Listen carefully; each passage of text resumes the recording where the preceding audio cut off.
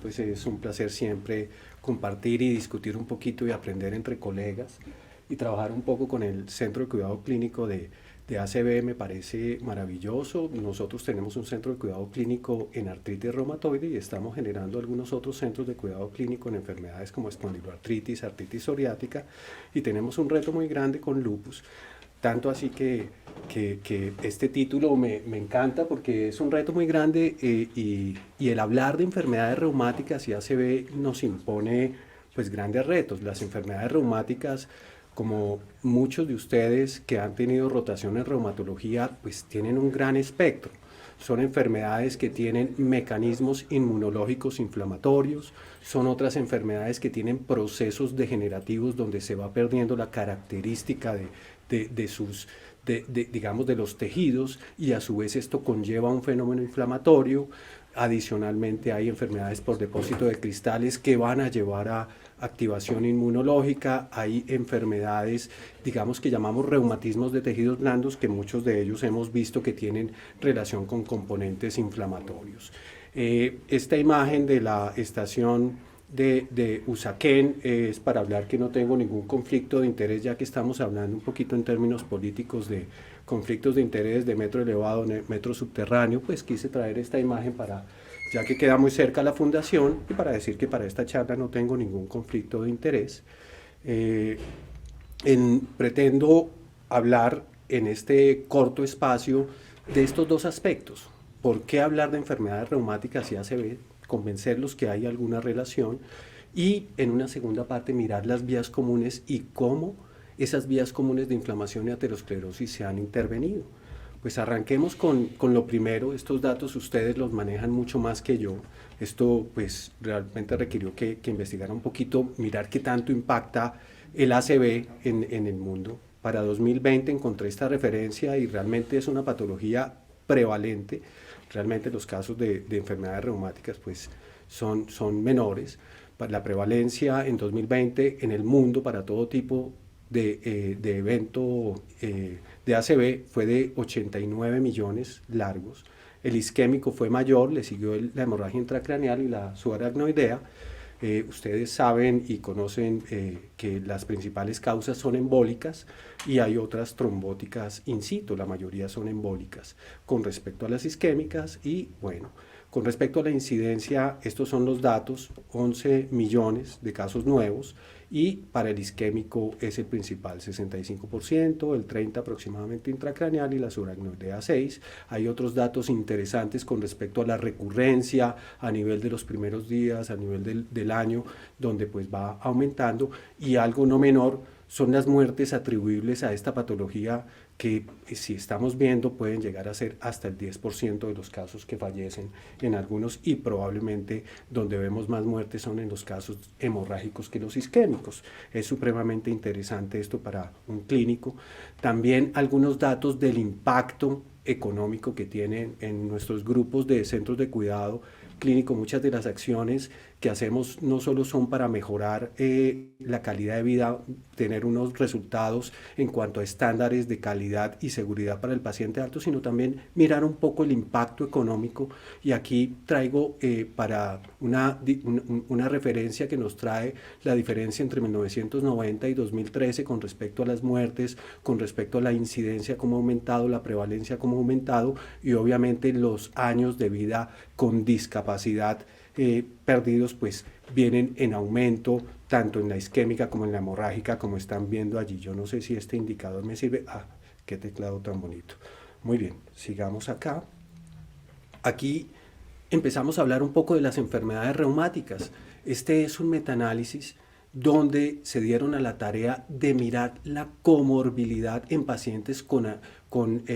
espondiloartritis y con artritis para ver qué ocurría en eventos isquémicos, ya sea cardíacos, ya sea ACV o ya sea otros eventos. Como ven aquí en la parte baja, nos están hablando de este forest plot para espondiloartritis. En el A el riesgo de infarto cardiovascular pues es mucho mayor, alcanza a ser casi un 50% mayor. Aquí nosotros podemos ver la heterogeneidad de los estudios que realmente pues son estudios comparables. Aquí tenemos los ACVs, donde tenemos un 20% de incremento en el riesgo de ACV en esta población de espondiloartritis, y aquí tenemos todas las causas de mortalidad unidas, tanto las de riesgo de infarto de miocardio y las de ACV. Entonces empezamos a notar que en las patologías inflamatorias, inmunológicas, hay un riesgo mayor de enfermedades reumáticas. Aquí tenemos un estudio con lupus, en lo mismo, donde vemos en la gráfica A cómo está el riesgo de ACV isquémico, en la B cómo tenemos el hemorrágico, en la C la hemorragia suracnoidea, en la D todos los eventos compuestos, y aquí tenemos infartos de miocardio. Miren aquí la heterogeneidad, son estudios que son, son muy homogéneos, para hablarlo así, y adicionalmente miremos lo que encontraron, un riesgo casi que se duplica en lupus, para el isquémico, para el hemorrágico llega casi un 80% mayor el riesgo, para la hemorragia subaracnoidea, si bien no hubo una diferencia significativa, hay una tendencia, y en los desenlaces compuestos pues aumentó. Esto nos está mostrando. Primero miramos la espondiloartritis, que es una enfermedad donde predomina una respuesta de tipo celular. Es una patología donde vemos que hay mucha respuesta de tipo inmunológica celular, y en el lupus, que es más una respuesta de tipo humoral, con mediación de anticuerpos y con depósito de estos anticuerpos, cosa tal que aumenta la patología. Quise traer estos otros dos ejemplos de aumento de riesgo que me parecieron muy interesantes, y el primer extracto del abstract habla de osteoartritis, donde miren cómo incrementa el riesgo, más o menos 12 veces incrementa, y es significativo el intervalo de confianza en un estudio, en un metaanálisis, que aquí está la referencia. Para la hemorragia, pues, con respecto a la fibromialgia, pasemos a fibromialgia. Este metaanálisis es interesante porque nos describe ya en su cuerpo cómo está con respecto a caderas, cómo está con respecto a artrosis en otros sitios, y en la mayoría de sitios pues se encontró una diferencia. Sin embargo, de acuerdo a la metodología estadística, en algunos métodos estadísticos no encontraron diferencias, pero lo que quiero decir es que en patologías como la artrosis, que si bien es un proceso degenerativo donde el cartílago pierde su estabilidad y su capacidad de repararse, se acompaña de fenómenos inflamatorios locales, y a su vez estos fenómenos inflamatorios pudieran tener relación con los eventos trombóticos. Si bien sabemos que la artrosis se presenta más en personas mayores, en personas que tienen algunos factores de riesgo que son comunes para el ACV, obesos, pacientes con algunas imbalances a nivel articular, pues eso también puede influir. Aquí en el segundo extracto de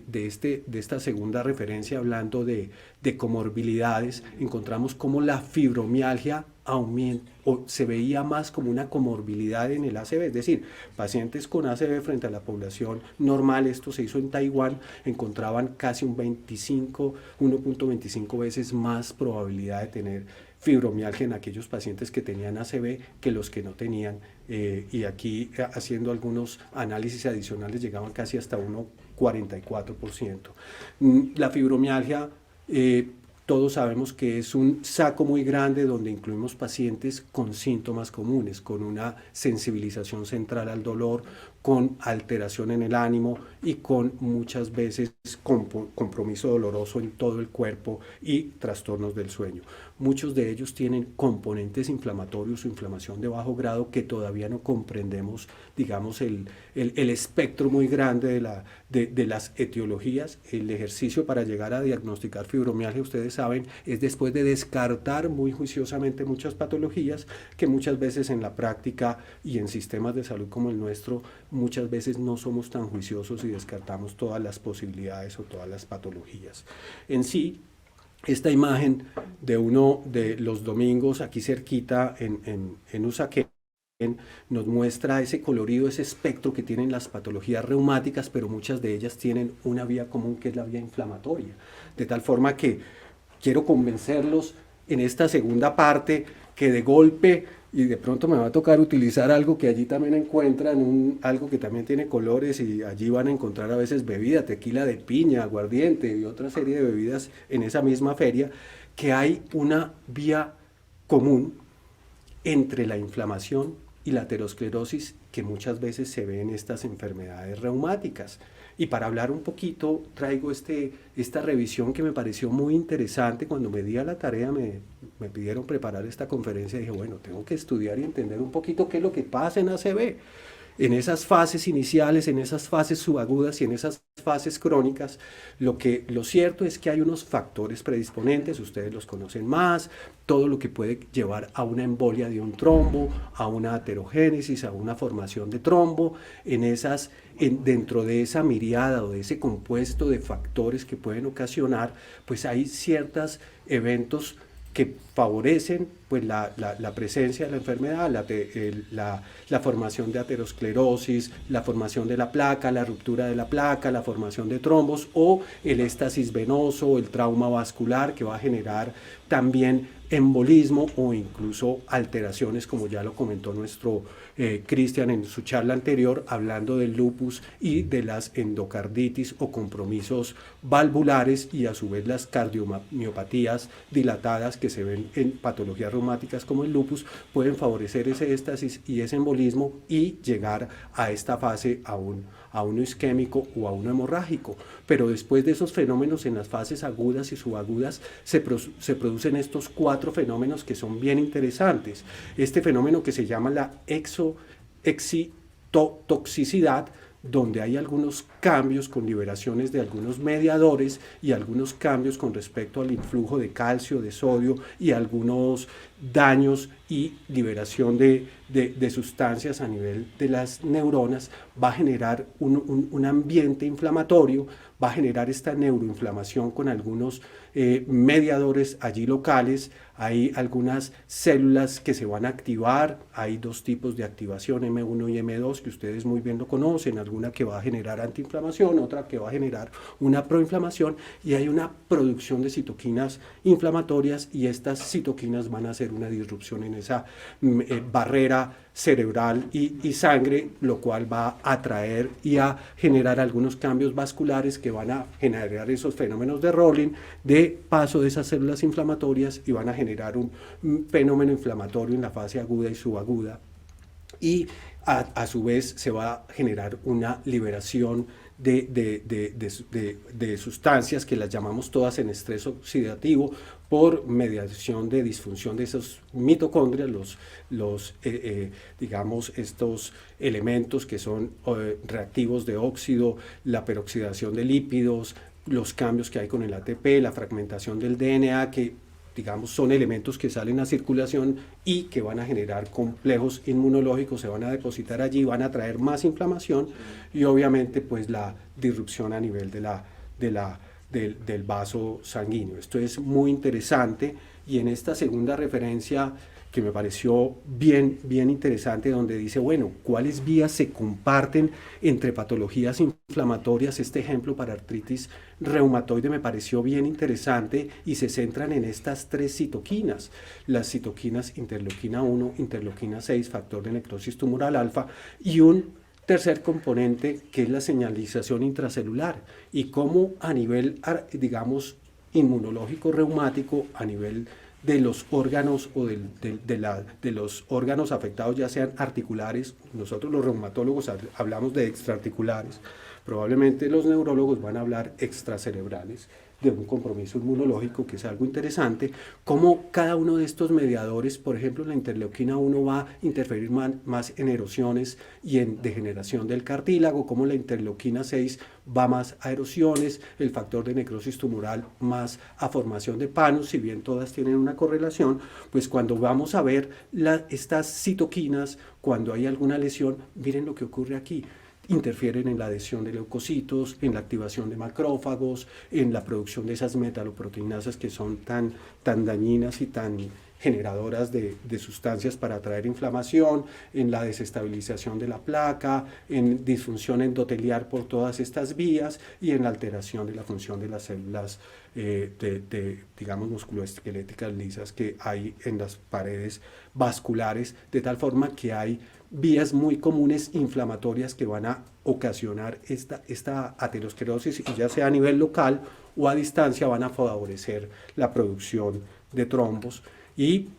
en patologías traigo esta imagen de lo que corresponde a todos los aspectos que hay en lupus para señalar un poco la disrupción o la alteración que hay de estas citoquinas inflamatorias. Si bien la fisiopatología de las enfermedades reumáticas es bastante, digamos, compleja, hay componentes genéticos que se han estudiado relacionados con HLA, otros relacionados con componentes del sistema inmune no directamente HLA, hay componentes epigenéticos que hablamos de la metilación, la acetilación, la carbamilación, producto del estrés o la inflamación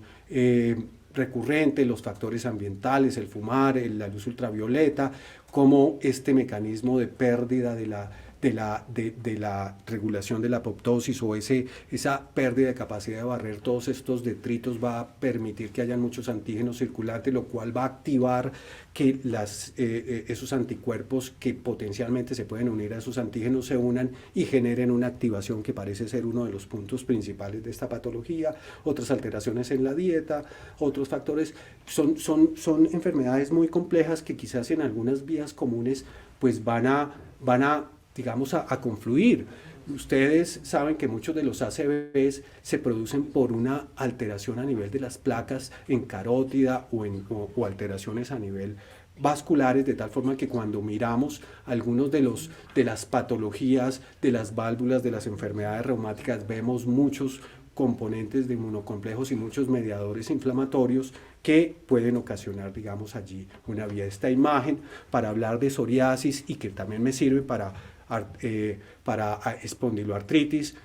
hablamos de unos factores predisponentes, hablamos de la genética que no la podemos modificar, allí está el HLA-B27 y otros genes que se describen en estas patologías, está la obesidad, están el trauma o los cambios a nivel cutáneos y articulares, específicamente en artritis psoriática, las disbiosis que hablamos muchas veces en mucosa a nivel de la porfiromona gingivalis para artritis reumatoide, algunas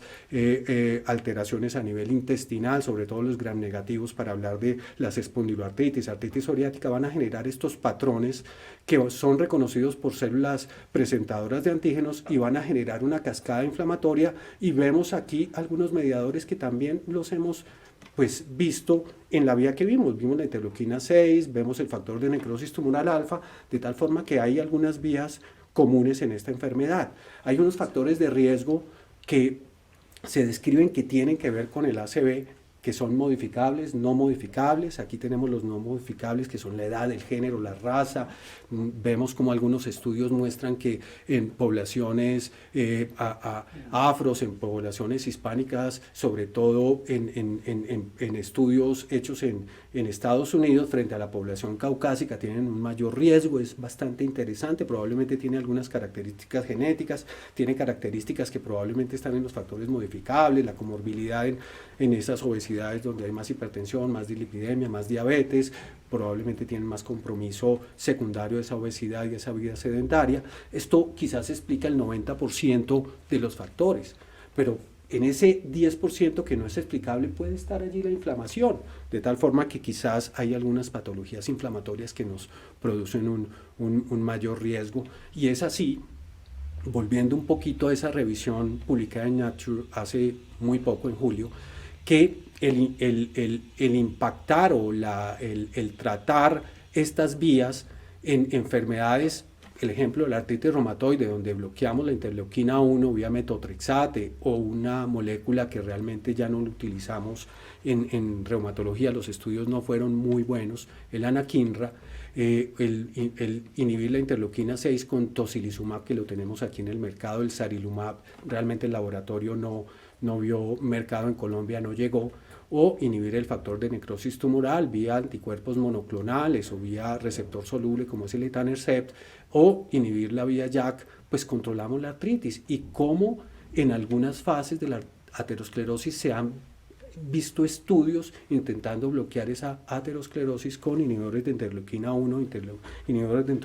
interleuquina 6. Es bien interesante porque en ese mismo artículo hacen referencia a algunos estudios, no en enfermedades reumáticas, sino con objetivos a nivel de la aterosclerosis, y aquí están, digamos, los blancos que se han buscado, los medicamentos con los cuales han querido intervenir, el anakinra y el canakinumab. El primero es un receptor soluble, el segundo es un anticuerpo monoclonal que se une al receptor y compite. Los estudios, las dosis que se han utilizado, los días que se han dado, la población que se ha tomado, ya sea infarto de miocardio o algunas alteraciones, y lo que buscan es ver esos cambios en esos mediadores inflamatorios para mirar algunos desenlaces. Aquí vemos con interleuquina 6, el tocilizumab tiene varios estudios, las dosis que se han utilizado y algunos desenlaces que se han hecho, y aquí vemos factor de necrosis tumoral con etanercept e infliximab. Digamos, dentro de la parte nuestra reumatológica hay algunos estudios y algunos metaanálisis que lamentablemente no se los traigo, donde se ve que aquellos pacientes que son controlados, que tienen un control estrecho, tienen menor ocurrencia de eventos cardiovasculares, menor tasa de infartos y menor tasa de ACVs en algunos de ellos estudios, lo cual implica que digamos, para prevención, para nosotros los reumatólogos, el tener controlada una enfermedad disminuye este desenlace que está aumentado más o menos 1.5 veces. De hecho, me sirve aquí este slide para hablarles que dentro de la evaluación de nuestro riesgo cardiovascular que hacemos a nuestra población, según los estudios y la literatura, tenemos que hacer una corrección. Cuando hacemos la evaluación del riesgo cardiovascular, tenemos que multiplicar por 1.5, es decir, es un 50% mayor en enfermedades como artritis reumatoide que en población general, y esa corrección nos permite tomar decisiones y vamos a proteger más población de estos desenlaces. Hay algo en reumatología que llamamos la paradoja de los lípidos, y es que en los pacientes con enfermedades reumáticas los lípidos tienden a estar normales, sin embargo el riesgo cardiovascular está aumentado. Eso lo llamamos la paradoja de los lípidos, es decir, que no contamos ese factor, la inflamación no se cuenta como factor de riesgo, de tal forma que hay alguna población que queda, digamos, descubierta de ese riesgo, y por eso se hace esa corrección. Y en esta revisión también publicada en julio, me pareció muy interesante hablar un poco de esos mecanismos inflamatorios que ocurren a nivel de esas fases iniciales del ACV, donde estas células de la microglía van a diferenciarse, como les decía, en células M1 y M2. En esas fases agudas, unas son antiinflamatorias y otras son proinflamatorias, y van a generar una liberación de sustancias. Miren aquí las citoquinas que ya para ustedes son conocidas y cómo podemos intervenir, y también la activación de estas células que vienen por la permeación de la barrera, van a ser estimuladas por estas citoquinas y va a generar ese estrés oxidativo. Algunas de las células van a liberar metaloproteinasas, van a generarse estos patrones de reconocimiento que por diferentes, digamos, receptores o componentes van a activar las células efectoras, y aquí es donde intervenimos con lo que llamamos nosotros los reumatólogos la inhibición de las pequeñas moléculas, los inhibidores de la Janus quinasa y algunas, digamos, patologías como las leucemias, los linfomas, también se utiliza esta inhibición. Nosotros inhibimos esta vía JAK con inhibidores JAK, aquí está el tofacitinib, el baricitinib y otras moléculas adicionales que vienen saliendo para disminuir la activación de esas células efectoras, como para guiar un poquito eso que hacemos. Y en esa misma revisión, volviendo a las vías compartidas, vemos como algunos, digamos, las inhibiciones de las vías, los blancos que tenemos, las moléculas que hemos utilizado, como vemos en artritis reumatoide y en la población general, cuáles son los desenlaces de la inhibición de estas vías. En la población general, la inhibición de la interleuquina 1 disminuye el riesgo de estos eventos trombóticos, frente que a artritis reumatoide no hay claridad y realmente pues la usamos muy poco en este momento. Los inhibidores de interleuquina 6 tienen estudios en población con artritis reumatoide y en población general que disminuye los desenlaces que hacen estudiados, son desenlaces subrogados, y hay un estudio que se llama la prueba Zeus, donde los estudios no fueron, los resultados no fueron claros, los anti-TNFs no es claro en reducir el riesgo, y los inhibidores JAK llamativamente aumentaron el riesgo de eventos coronarios. De hecho, estos medicamentos tienen un warning que aquellos pacientes que tienen un riesgo alto de tener un evento trombótico es mejor no usarlos. Es algo que es llamativo. De tal forma que ya nos acercamos al final y seguimos caminando en ese espectro de citoquinas, ese espectro de opciones de inhibiciones, las cuales quizás ustedes van a ir utilizando más en las fases agudas e hiperagudas, aparte de los mecanismos o las intervenciones que hacen para restituir la circulación, cosa que esas vías nos van uniendo a los reumatólogos para empezar a interactuar. Y obviamente el mensaje a los reumatólogos es: tenemos que ver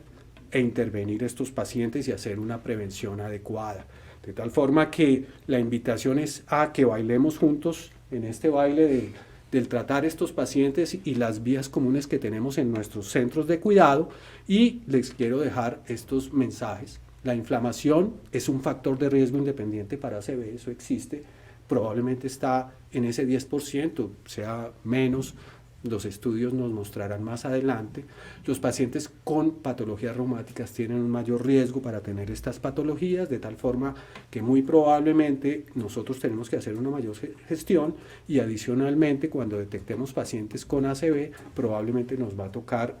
traerlos si no tienen un seguimiento adecuado por reumatólogo. El entendimiento de las vías comunes de estas patologías permitirán intervenciones multimodales. De pronto la inhibición de algunas de estas vías, como la interleuquina 1, sea un efecto más positivo, quizás la interleuquina 6, no sabemos el factor de necrosis tumoral, de pronto van a haber algunos otros mediadores como la interleuquina 17, no lo sabemos, y una intervención adecuada en pacientes reumáticos impactará y prevendrá pues esta patología. Jaime, una vez más, muchas gracias, y qué rico interactuar en estos escenarios para hablar un poquito de lo que me gusta, de la inmunidad, de las vías comunes y de las enfermedades reumáticas.